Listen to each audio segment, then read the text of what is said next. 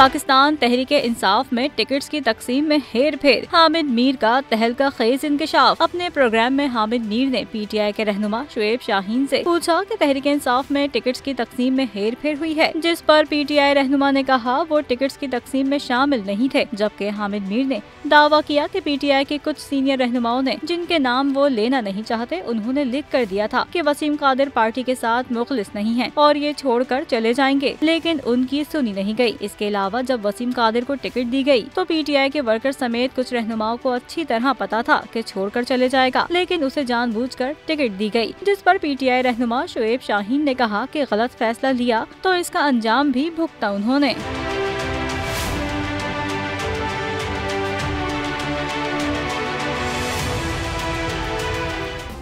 Subscribe करें और bell दबाएं ताकि कोई खबर रह न जाए।